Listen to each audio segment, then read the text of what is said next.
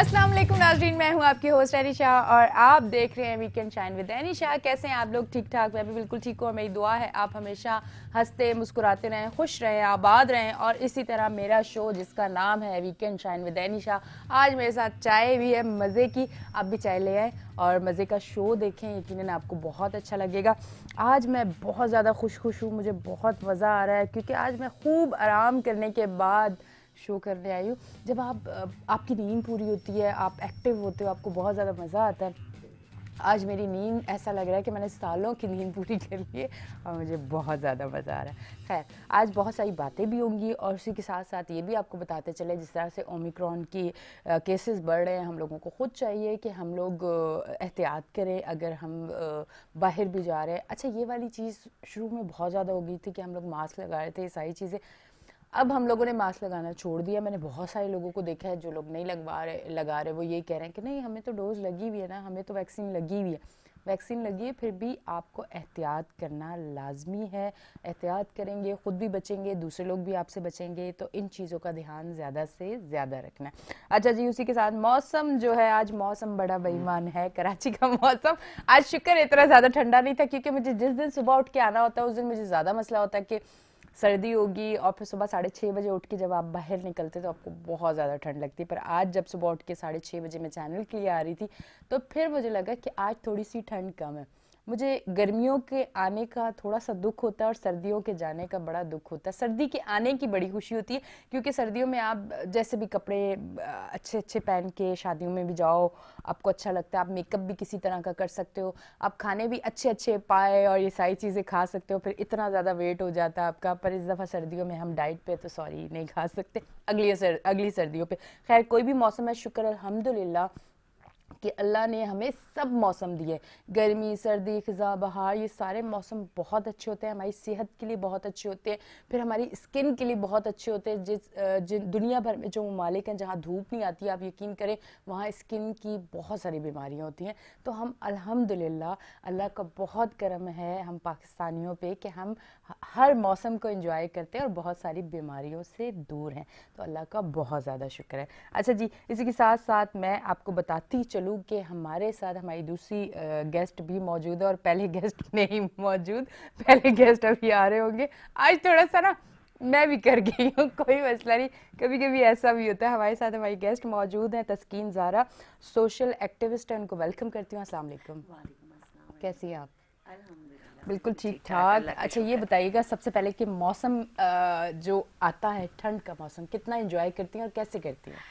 बहुत ज़्यादा इंजॉय करते हैं हम लोग, क्योंकि हमारे खासकर कराची में जो है वो 11 महीने गर्मी होती है जी, और एक महीना ही बामुश्किल हमें मिलता है। लेकिन बिल्कुल। इस दफ़ा बहुत अरसे बाद पंजाब का ट्रिप लगाया कि वहाँ जाके सर्दी इंजॉय की जाए। तो वो सर्दी की इंजॉय के साथ साथ ही वहाँ पर खाने, चावल के आटे की रोटी, साग और मछली पाए, ये चीज़ें बहुत बहुत इंजॉय की।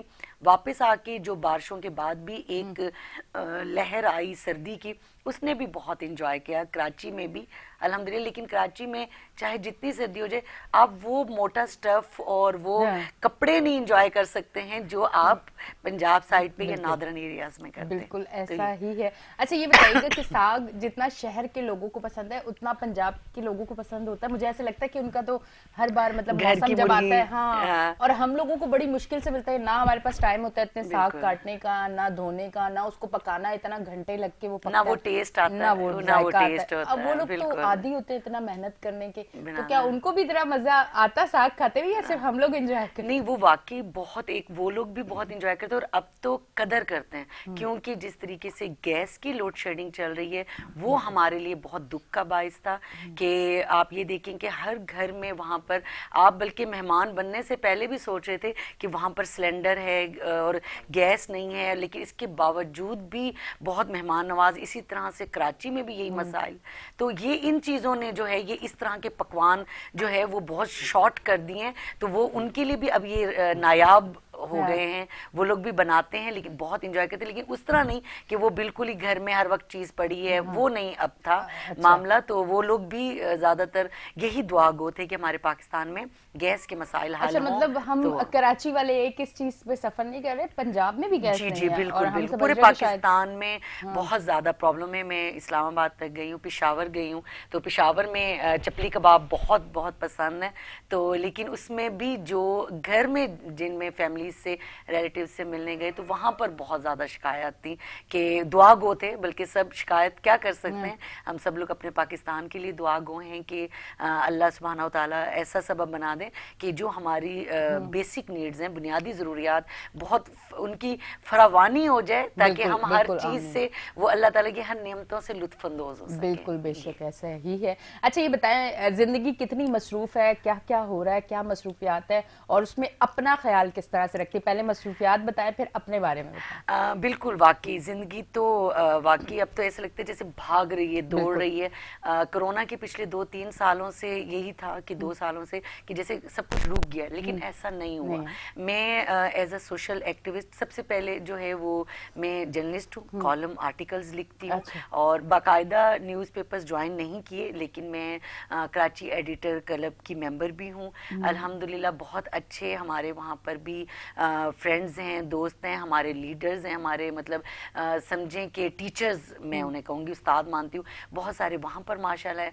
मैं जर्नलिस्ट होने के नाते आर्टिकल्स लिखती हूँ, उसके अलावा मैं डिफरेंटली एबल्ड बच्चों के लिए मेरा इंस्टीट्यूट है IQ टेल्स के नाम से। अच्छा। तो उसमें हमारे डिफरेंट उसके साथ जो बच्चे आते हैं उनकी थेरेपीज, जैसे डाउन सिंड्रोम बच्चे हैं, ऑटिस्टिक बच्चे हैं, SPD बच्चे हैं, लो मतलब स्लो लर्नर्स को जी। जितना हम एंटरटेन कर सकते हैं, एजुकेट कर सकते हैं, उनको जितना हम लोग ट्रेंड कर सकते हैं, वो हम उनको एक नॉर्मल लाइफ की तरफ लाते हैं।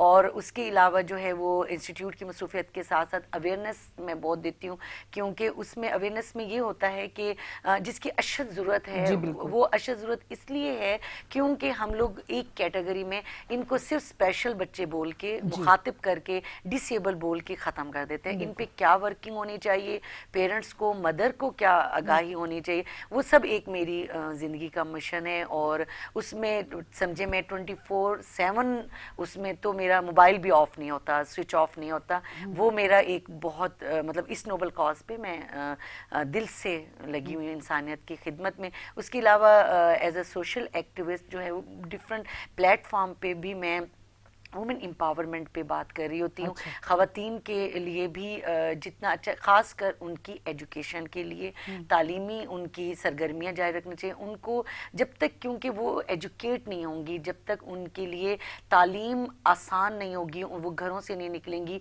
पढ़ने के लिए, अपनी बेटियों को एजुकेट नहीं करेंगे। क्योंकि देखिए ये तो एक बहुत ही मशहूर है कि आप अगर एक औरत को पढ़ाते हो तो पूरी नस्ल बिल्कुल पढ़ती, बिल्कुल और ऐसा अगर है। एक आप मर्द की तालीम होती है तो मर्द की मर्द तक ही ज़्यादातर कॉन्सेप्ट भी यही है और हकीकत भी यही है। तो उसमें मैं बहुत ज़्यादा करती हूँ। इसके अलावा जो है वो वोकेशनल ट्रेनिंग जो है, जैसे बेरोज़गारी बहुत ज़्यादा है, घरों में मसाइल, इवन कि हमारी कई फैमिलीज अच्छी फैमिलीज थी, लेकिन इसके बावजूद भी उनका, जैसे ख़ास कर कोरोना में हुआ, तो जैसे उबर, क्रीम, इस टाइप की उनके हस्बैंड ड्राइवर भी हो गए, तो वो खुद पढ़ी लिखी होने के बावजूद भी उनको कुछ नहीं मिला। मतलब जैसे जॉब्स नहीं मिल रही हैं, कहीं वो ऐसा अर्निंग नहीं कर सकती कि जिसपे वो 3 टाइम या 2 टाइम अपने बच्चों को ही खिला सके। तो वो बहुत हम लोग करते हैं कि जैसे उनकी जो भी स्किल है, इवन के पार्लर में उनको ट्रेनिंग, उनको पार्लर की ट्रेनिंग दे दी, मेकअप की ट्रेनिंग दे दी, हेयर स्टाइल की दे दी, उनको कढ़ाई सिलाई की तरफ ले आए, उनके इवन के जो आप छोटी छोटी डेकोरेशन पीसेस बनाते हो वो बहुत काम आती हैं, और इजीली मार्केट में हम लोग वो सेल आउट कर लेते हैं। अदरवाइज हम लोग जो है वो एक एग्जीबिशन के जरिए भी उनका काम, उनका टैलेंट सामने लाते हैं। इस तरह मुख्तलिफ जगहों पे होती हूँ, मोटिवेशनल स्पीकर हूँ कई जगह, खास कर मुझे यूनिवर्सिटीज़ में और कॉलेजेस में और हायर एजुकेशन जैसे मैट्रिक तक के तालबा, इनके साथ जो एक मोटिवेशनल आजकल हमें बहुत बहुत नीड है कि इनको एक जो काउंसलिंग की जाती है, इनकी काउंसलिंग की बहुत ज़रूरत है, क्योंकि हमारी न्यू जनरेशन जो जो है वो नेगेटिव चीजें ज्यादा मतलब उनकी अप्रोच होती जा रही है। मोबाइल से भी ज्यादातर ये देखें कि वो नेगेटिव ज्यादा सोच है, हाइपर हो जाते हैं। आप ये सिर्फ डिफरेंटली एबल्ड बच्चों बल्कि को आप अभी देखें, आपने एक केस शायद देखा होगा, अगर नहीं देखा तो मैं इस पे बात करूंगी कि मेरे हाल से कल मैं एक न्यूज देख रही थी सोशल मीडिया पे कि एक बच्चे को पबजी से मना किया गया और उसने अपनी वालदा और 3 बहन भाइयों को कत्ल कर दिया।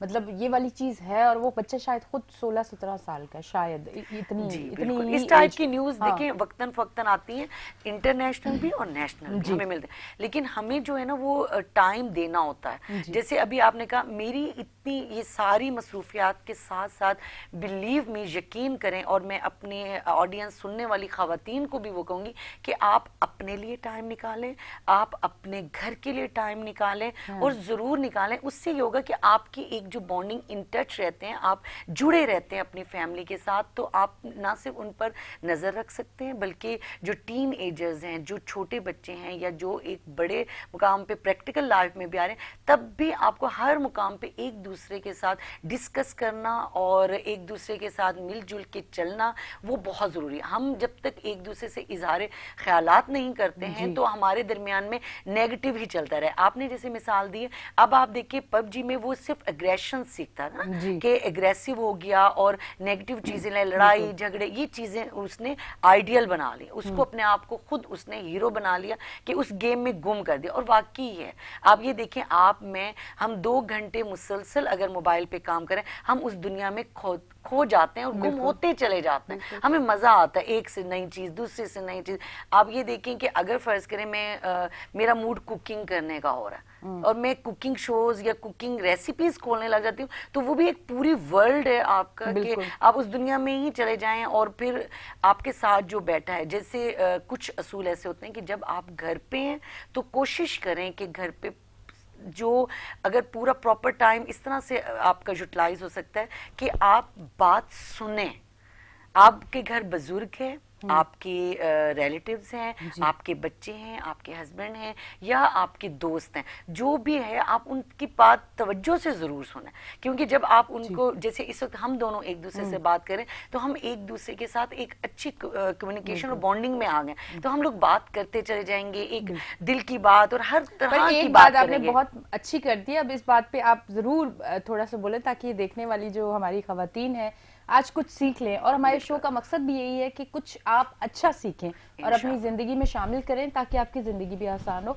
मैंने अपनी लाइफ में हो सकता है ये खवातीन मुझसे नाराज भी हो जाए, पर मैं सच बोल देती हूँ। अच्छा, ये बड़ा अच्छा प्लस पॉइंट है मेरे लिए कि मैं एक औरत हूँ, तो मैं बोलती हूँ थोड़ा कम लगता है। अगर कोई मर्द बोले तो शायद बुरा लग जाए। पर मैं एक चीज जरूर कहना चाहूंगी कि मैंने एक चीज औरतों में जरूर देखी है कि अगर उनके हस्बैंड घर पे हैं तो मोबाइल यूज करती रहेंगी, रात तक यूज करती रहेंगी, वॉशिंग मशीन लगा लेंगी, हाँ, दूसरी कुछ चीजें लगा लेंगी, पर मोबाइल का आजकल ज्यादा है। बहुत और ट्रेंड मर्द है। हजरात मैंने देखा है कि अगर वो ऑफिस से घर आते हैं, चाहे उनको जितना भी काम हो, वो साइड पे मोबाइल रख देते हैं, और औरतें जो है मोबाइल नहीं छोड़ती। मेरे हाल से उस वजह से आपस में जो एक मोहब्बत और एक रिश्ता होता है वो खत्म होने के उस पे आ जाता है। ऐसी चीजें मैंने देखी। आप उस पे क्या कहना चाहेंगे? मैं उस पे बिल्कुल, मैं यही चीज ही थोड़ी देर पहले से भी यही और मजीद इसको मैं जारी रखूंगी इस बात को, कि मैं यही कहना चाह रही हूँ कि वो आपका कोई रिश्ता है। जैसे अगर सपोज मेरे घर में मेरी मदर आई हुई है या मेरी मदर इन लॉ आई हुई है, वो मुझसे कोई भी बात कर रही है, तो मेरा मतलब फर्ज बनता है कि मैं वो चीज जो भी काम कर रही हूँ उसको छोड़ के मैं पहले उन पे तवज्जो देके उनकी बात सुनूं। इससे क्या होगा कि वो एक तो उनको कॉन्फिडेंस होगा, अपना मिलेगी, और ये नहीं होगा कि ये तो मुझे इग्नोर करते रहते हैं। ये रिश्ते हम लोग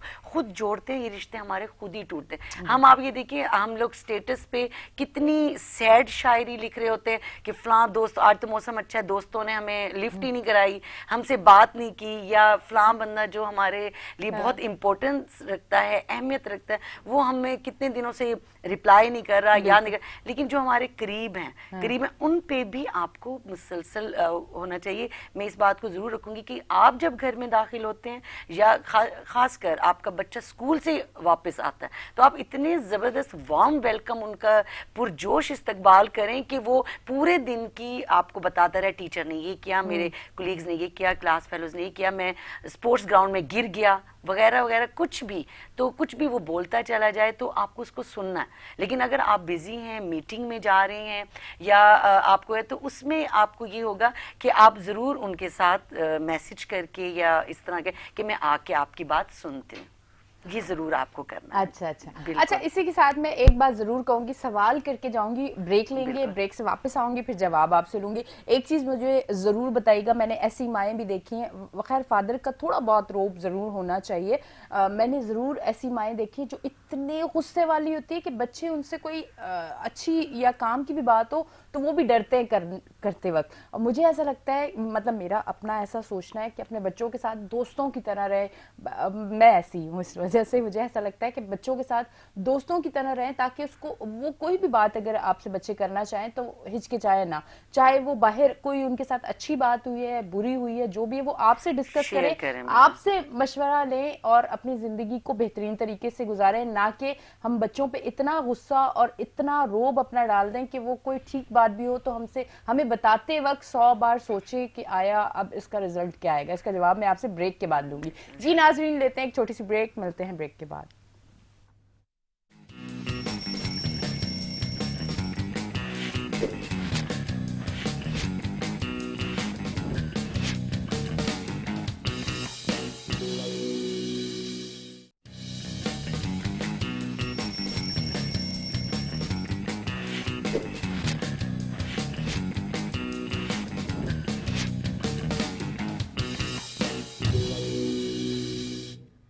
वेलकम बैक जी नाजरीन, हम ब्रेक से वापस आ चुके हैं और आप देख रहे हैं हमारा show weekend shine with any Shah. हमारे साथ जो हमारी पहली गेस्ट मौजूद थी, जिनसे मैंने इतनी सारी बातें की और अभी और भी बहुत सारी बातें मौजूद है, तस्नीम ज़हरा हमारे साथ मौजूद थी स्टार्ट से, और अब हमारे जो दूसरे गेस्ट हैं उन्होंने भी हमें ज्वाइन कर लिया। हमारे जो दूसरे गेस्ट हैं माहिर तालीम है दानिशुज़्ज़मा, माशाल्लाह क्या खूबसूरत नाम है। वेलकम करती हूँ, अस्सलाम वालेकुम।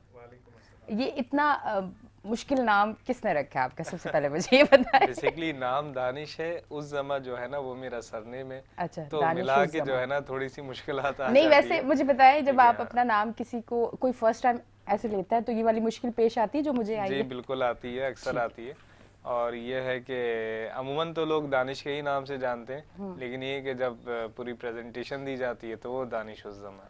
बहुत अच्छी बात है। अच्छा जी, आपकी तरफ भी आऊंगी, पर उससे पहले मैं जवाब, जो सवाल आपसे किया था कि माएँ जो है वो अपने बच्चों के साथ कैसा रिश्ता बनाए, सवाल करने के बाद फिर इस तरफ मैं आऊंगी।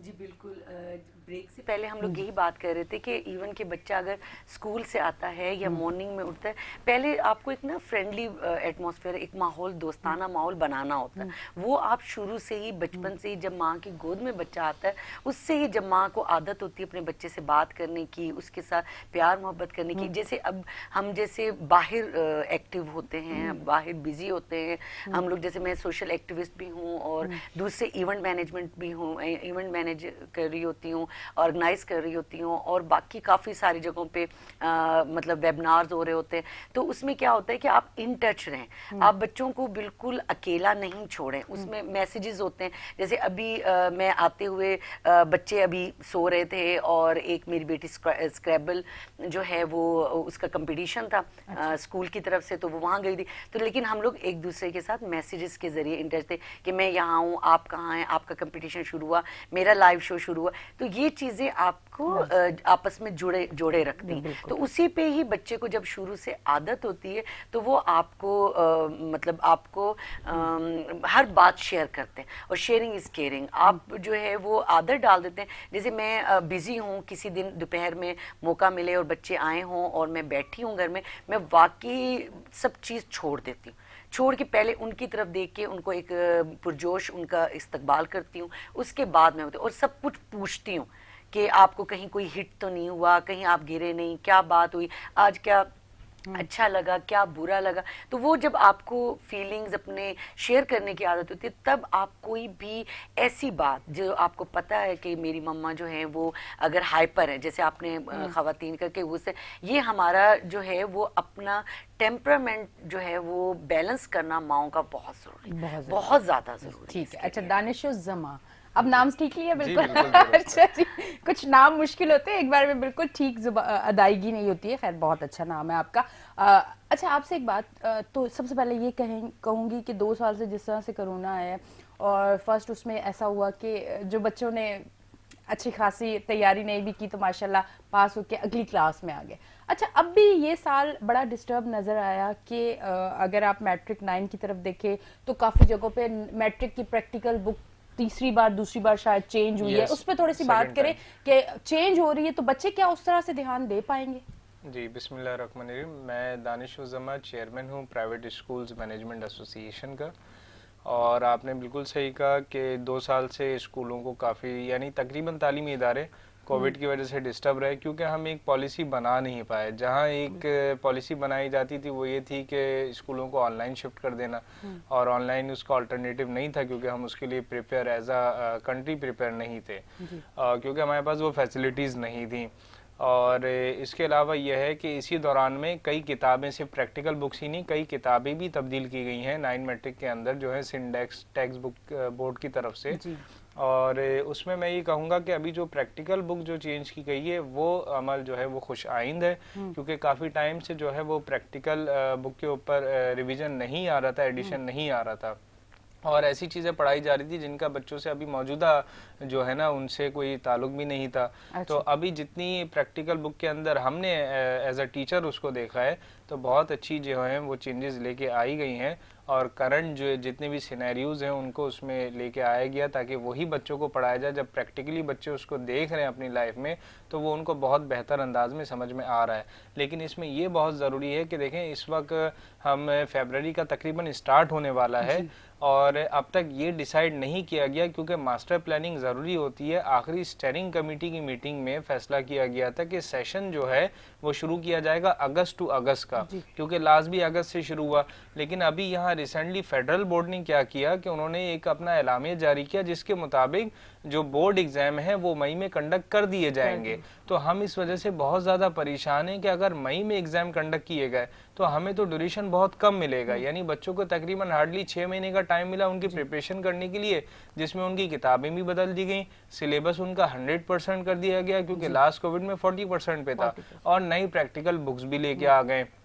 कई दफ़ा मुतअद्दिद हमने कोशिशें की हैं इसके ऊपर वजाहत के लिए कि एटलीस्ट सिंध गवर्नमेंट या एजुकेशन डिपार्टमेंट ऑफ सिंध इसके ऊपर वजाहत करे, लेकिन अब तक कोई इसके ऊपर जो है हमें ऐसा मस्बत जवाब नहीं मिला, और हम अब भी इंतज़ार कर रहे हैं। और मैं आपके प्लेटफॉर्म से ये रिक्वेस्ट भी करूँगा कि फौरी तौर पर वज़ीर तालीम सिंध सरदार शाह साहब स्टेयरिंग कमेटी की मीटिंग बुला के इस अहम मौजू के ऊपर जो है वो इसको बहस में लाएँ, और ताकि जो है ना टीचर्स भी और बच्चे और पेरेंट्स भी, क्योंकि ये आपस में इंटरलिंक होते हैं, तो ये अपने सिलेबस को उस हिसाब से जो है ना वो लेके चल सकें और अपनी तैयारी मुकम्मल कर सकें। आप नहीं समझते कि पिछले साल जिन बच्चों की तैयारी नहीं भी थी और वो अगली क्लास में आ गए, आप नहीं समझते कि अब जिस तरह से ये सिस्टम है कि प्रैक्टिकल बुक भी चेंज हो गई है, उसके बाद टाइम भी कम हो गया, उसके बाद तैयारी भी उस तरह नहीं होगी, 100% जो है सिलेबस भी हो गया, तो आप नहीं समझते कि बच्चे आगे शायद ना जा पाए और वो एक साल उनका जाया हो जाए? क्या समझते हैं? देखें, बच्चों में तो बहुत ज़्यादा गैप आया। जब बच्चे हमारे पास कोविड के बाद स्कूल आए थे तो इवन ये कि बच्चे जो बेसिक मैनर्स होते हैं, जो डिसिप्लिन होती है, वो तक जो है फॉलो नहीं कर पा रहे थे, क्योंकि वो अपनी रूटीन में नहीं थे। बच्चों की रूटीन ये हो गई थी, पूरा दिन घर पे थे, लेट नाइट सोना और सुबह देर से उठना, और वो उनके अंदर हिचकिचाहट भी आ गई थी सुबह स्कूल में आने पे, वो खुद भी नहीं चाहते थे, और फिर ये होता था कि आने के बाद फौरी डिसीजन हो जाता था कि उन बच्चों ने नहीं आना है। तो अभी टीचर्स के लिए भी बहुत जो है ना टफ कॉम्पिटिशन हो गया है उन बच्चों को लेके किस तरीके से चलना है। तो ऐसे में ये बहुत ज़्यादा ज़रूरी है कि हम उन बच्चों के लिए एक जामे और वाज़े पॉलिसी बनाएं, जिसके तहत जो है ना उन बच्चों को, यानी आइंदा तो हम इस चीज़ को कभी रिपीट ना करें। प्रोमोशन पॉलिसी इन्होंने इंतहाई गलत इकदाम लिया था, क्योंकि देखें जब कोविड आया तो वो फरवरी के मंथ में आया था, और सबसे पहले तालीमी इदारों को ही बंद किया गया था, और कुछ भी बंद नहीं हुआ था, तालीमी इदारे बंद किए। तो जहां आपने तालीमी इदारे बंद किए, करना ये चाहिए था कि कबल अज वक्त इम्तिहान लेके उन बच्चों को अगली क्लास में उनकी जो काबिलियत है उस पर भेजा जाता बनिस्बत प्रोमोट करने के। तो इस वजह से ना बच्चों के मेंटल जो है वो काफी डिसऑर्डर पैदा हुए उनके अंदर।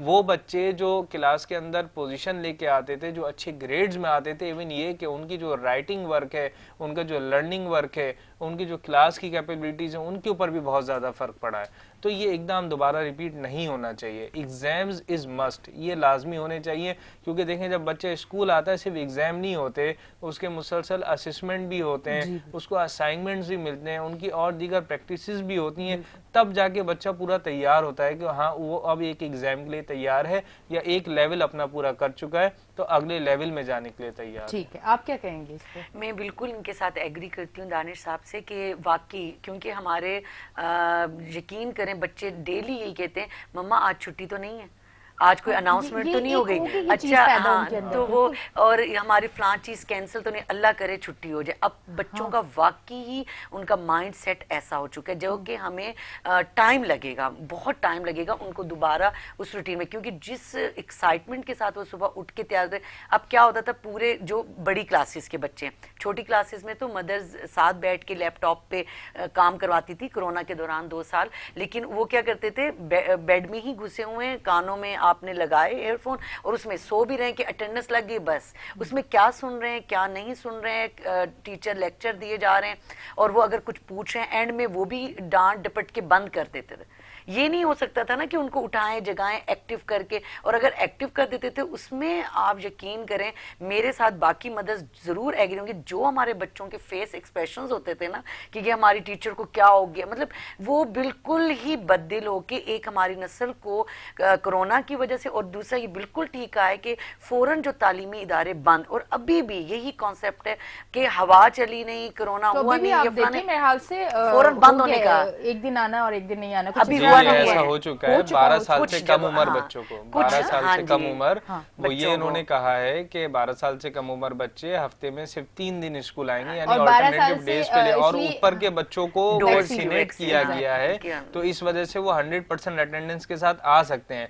बट यहाँ पे WHO ने भी एक अपना एलामिया जारी किया, उन्होंने ये कहा कि देखें जो ये ओमिक्रॉन वेरिएंट है ये कोविड को तकरीबन वॉश आउट कर देगा, और इससे ये होगा कि ये जो कोविड है ये आम नज़ला जुकाम की कैफियत में रह जाएगा और आम बीमारी की तरह ही इसे ट्रीट किया जाना है। और यूरोपियन कंट्रीज में जो है इसके ऊपर अब बहुत सारी पाबंदियां जो हैं वो खत्म कर दी गई हैं, और तो हम उन पॉलिसीज की तरफ आते नहीं है। हम क्या करते हैं, किसी की एक बनाई हुई पॉलिसी है उसको हम उठा लेते हैं, तो हमारी कोई अपनी प्लानिंग नहीं होती। तो जब भी हम करते हैं ना तो हम ये कर समझते हैं कि यार देखो बच्चे सेंसिटिव हैं और ये होगा कि बच्चों के जरिए ट्रैवल करेगा, ये नहीं माइंड में चीज आ रही होती कि देखें बच्चा सिर्फ स्कूल नहीं जाता, स्कूल के अलावा और भी प्लेसेस हैं जहाँ पे बच्चा जाता है, वहां पे कोई SOPs फॉलो नहीं हो रही होती, तो फिर स्कूल को बंद करने का कोई जवाब नहीं है, क्योंकि वो उनकी बेसिक नीड है। वो बच्चा, उसकी एज नहीं रुकेगी, उसकी एज बढ़ती चली जाएगी। देखें जब कोविड हुआ था, जो बच्चा मॉन्ट के लेवल का था वो बच्चा जब स्कूल आया तो उसको 1 क्लास में एडमिशन देना पड़ा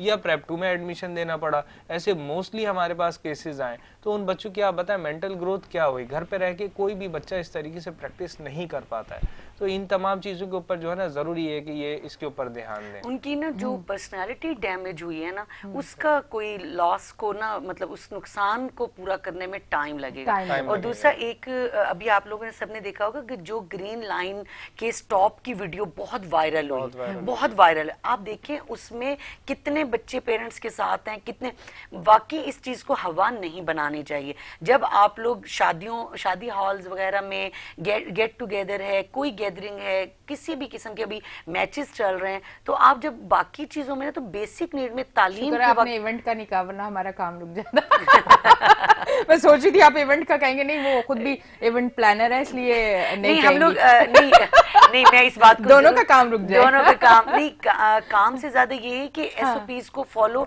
आप डिफरेंट तरीके से भी कर सकते हैं बाकी। और हमारा जो एक जहन है ना कि जैसे 100% वैक्सीनेशन हो गई है, बस 100% वी आर सिक्योर, हम बस महफूज हो गए हैं, हम लोग हो गए, ऐसा नहीं है। हमें देखिए आम भी रूटीन में हम नजला जुकाम के लिए और जो हमारे टोटके घरों में होते थे, हम उनको भी छोड़ के ना सिर्फ वैक्सीन पे ही डिपेंड करके अब बैठ गए। ऐसा नहीं है, बच्चों को हम सर्दी गर्मी से पहले भी बचाते थे, अभी भी उनकी हिफाजत उसी तरीके से ही करनी हमें, लेकिन तालीम वाकई ना रोकी जाए, ना किया जाए। मेरी खुद भी यही हमेशा हर प्लेटफॉर्म पे हुकूमत से, जब भी कोई हुकूमत का बड़ा ओहदेदार मेरे सामने आता है, वो भले किसी डिपार्टमेंट के हेड हो, किसी भी डिपार्टमेंट, मेरी यही रिक्वेस्ट होती है कि आप लोग कोई ना कोई ऑप्शन, कोई ना कोई रास्ता ढूंढा करें, और जो एक फिजिकल अपीयरेंस है उसका कोई दारुल, मतलब उसका सेकंड कोई ऑप्शन नहीं, कोई वो नहीं है। क्योंकि देखिए अगर मैं घर बैठे आपके साथ स्काइप वो कर लेती, या हम लोग स्ट्रीम लाइव चले जाते, कुछ भी नहीं, वो चीज़ जो हम इस वक्त फिजिकली आपके साथ बैठ के मौजूद होके एक मसले को डिस्कस कर रहे हैं, इसी तरीके से जब बच्चे फिजिकली अपने स्कूल जाते हैं, अपने टीचर्स के साथ मिलते हैं, वो एक जो पर्सनालिटी आपकी बन रही होती, ग्रूम कर रहे होते हैं, और टीचर उस वक्त जो अपने बच्चों को कवर कर रहे होते हैं,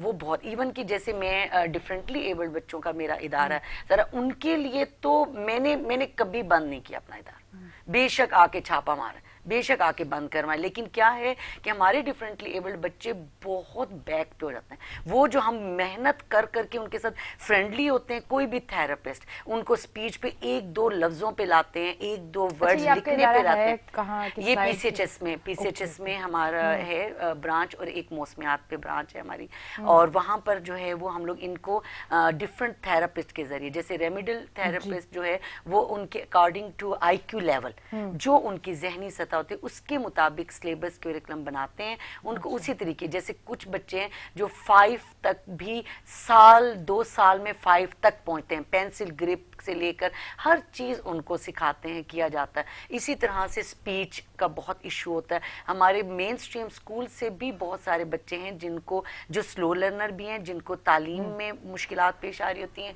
जिनको स्पीच में मुश्किलात हो रही होती हैं, तो हम उनको भी ट्रेन करते हैं, और 101 सेशन से। लेकिन हम लोग ये जरूर कहते हैं कि हमारे पास फिजिकली लाएं, हमारे पास लाएं, हम बैठे, हम बेशक क्लासेस डिवाइड कर देते हैं, इस क्लास में हमारे अलावा मतलब टीचर और बच्चे के अलावा कोई नहीं है, तो लेकिन आप लाएं जरूर, क्योंकि वो जो एक इम्पैक्ट होता है घर से निकलने का, तैयार होने का, वो एक जो माइंड बनता है वो मतलब आपको इस तरीके से नहीं वो कर सकता कि जैसे वो बहुत कॉमेडियन वीडियोस चल रही है ना, कि आप ऊपर से सूटेड बूटेड होके लैपटॉप कर रहे हो और घर में आपने ट्राउजर पहन के और वो सिर्फ अपनी मीटिंग्स अटेंड हो रही हैं, तो वो आप ये देखें कि इससे काफी नेगेटिव इम्पैक्ट पड़ता है। ठीक है, अच्छा आपकी तरफ आऊंगी मैं। एक जैसे कोरोना आया और फिर बड़ी बातें सुनने को मिली, सबसे पहले स्कूल, बहुत ये बात बड़ी गौर करने वाली कि सबसे पहले जो है आप लोगों ने स्कूल सारे बंद कर दिए, सारे तालीमी इदारे बंद कर दिए, और मैं आपसे ये पूछना चाहूँगी ऑनलाइन क्लासेस के लिए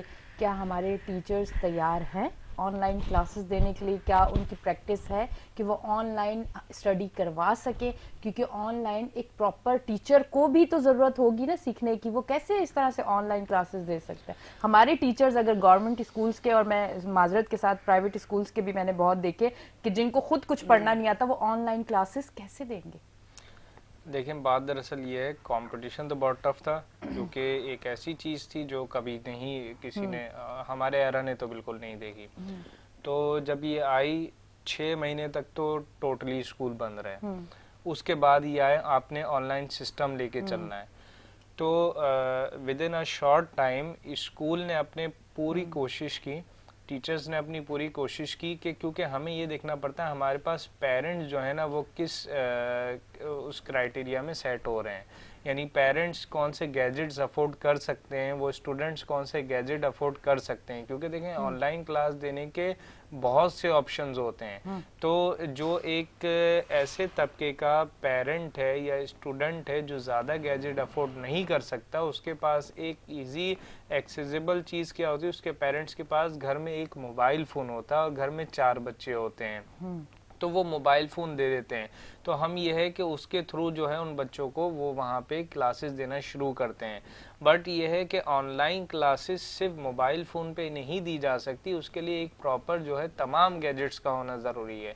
तो वो पेरेंट्स उन चीज़ों को अफोर्ड नहीं कर पा रहे थे, तो इसलिए हमारे पास बहुत, फिर ये होता है कि यहाँ पे हमारे पास इलेक्ट्रिसिटी शॉर्टेज इतना ज़्यादा है कि जिन टाइम पे स्कूल से क्लासेस दी जा रही थी, मोस्टली पेरेंट्स की कंप्लेन होती है कि सर उस वक्त हमारे पास लाइट नहीं होती, या उस वक्त, जी बिल्कुल, बहुत से ऐसे पेरेंट्स हैं क्योंकि हालात इस तरीके के हो गए कि अगर फादर भी जॉब कर रहा है तो मदर भी जॉब कर रही हैं, दोनों ही जॉब पे जा रहे हैं, तो उस टाइम भी बच्चों को क्लासेस नहीं दे सकते। तो ऐसे पेरेंट्स के लिए हमने ये किया था कि उनके लिए रिकॉर्डेड लेक्चर्स फिर हम लोग ने रखे थे कि विद इन 24 आवर्स किसी भी टाइम उन बच्चों को वो डिलीवर कर दिए जाए, बट क्योंकि ये इसका कोई सब्स्टिट्यूट नहीं हो सकता, फिजिकल क्लास का ये ऑल्टरनेट नहीं हो सकता, इसी वजह से हमारा सारा फोकस रहा, सारा प्रेशर रहा गवर्नमेंट पे कि आप किसी तरह फिजिकल क्लासेस खोलें। देखिए हमने उसके लिए प्रैक्टिकली वर्क किया है, हम सड़कों पे आए, हमने एहतजाज किया, हमने धरने दिए हैं, हमने इस्लामाबाद से सिंध तक मार्च किया है, टीचर रैली निकाली है,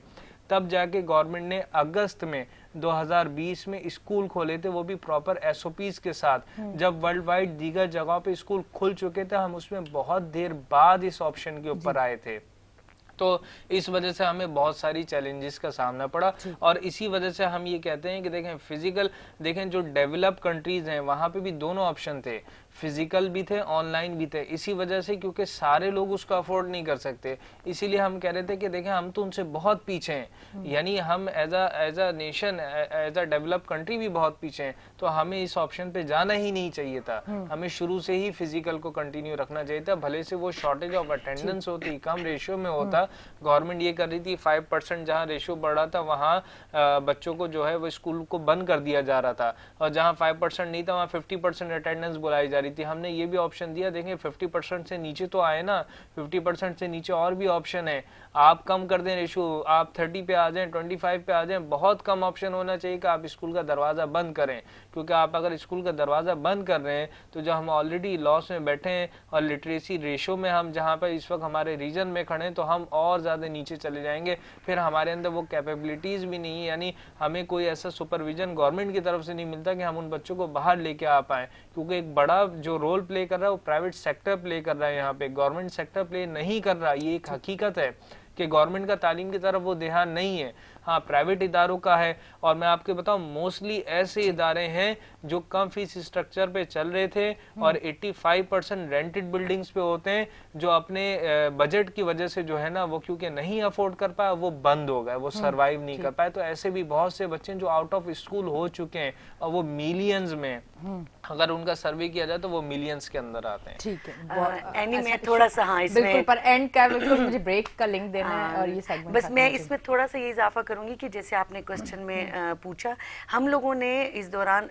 अब हमें जहनी तौर पे तैयार रहना चाहिए कि किसी वक्त भी कोई भी हमारे साथ ऐसा मसाइल का सामना हमें करना पड़ सकता है कि जिसके लिए हमें पहले तैयार। तो हम लोगों ने क्या किया कि इस मौके को गनीमत जानते हुए अपनी टीचर्स को ऑनलाइन ट्रेन किया कि उनको भी इसी तरह से था कि एक खुली क्लास में गैप के साथ बिठाकर उनको बताया गया, पूरे लेक्चर्स दिए गए कि आप ऑनलाइन क्लासेस लेंगे कैसे, बच्चों की इन्वॉल्वमेंट कैसे कर सकते हैं, बड़ों की इन्वॉल्वमेंट आप कैसे हासिल कर सकते हैं, और आप अपने लेक्चर्स कैसे तैयार कर सकते हैं। जैसे हम लोग एंग्रो की ताउन से छोटे छोटे गाँव में तक गए और उनकी ढेरकी के गाँव में गए, उनके प्लेस पे, ताकि उन टीचर्स को मतलब किया जाए कि वो अपने बच्चों को जो स्कूल में हाजिर होते हैं उनको कैसे इंटरटेन कर सकते हैं और बाकियों को कैसे ट्रेन कर सकते हैं जो ऑनलाइन है। और अब ऑनलाइन की टीचर्स को वाकई ट्रेनिंग की जरूरत है और मजीद इसको बढ़ाना चाहिए। ठीक है जी, बहुत बहुत शुक्रिया, आप दोनों तशरीफ लेके आए। हमारे सेगमेंट का टाइम खत्म हो चुका है। Thank you. कुछ जाते जाते कहना चाहें तो आप? जी बिल्कुल, एक रिक्वेस्ट मैं ये करूंगा कि इस वक्त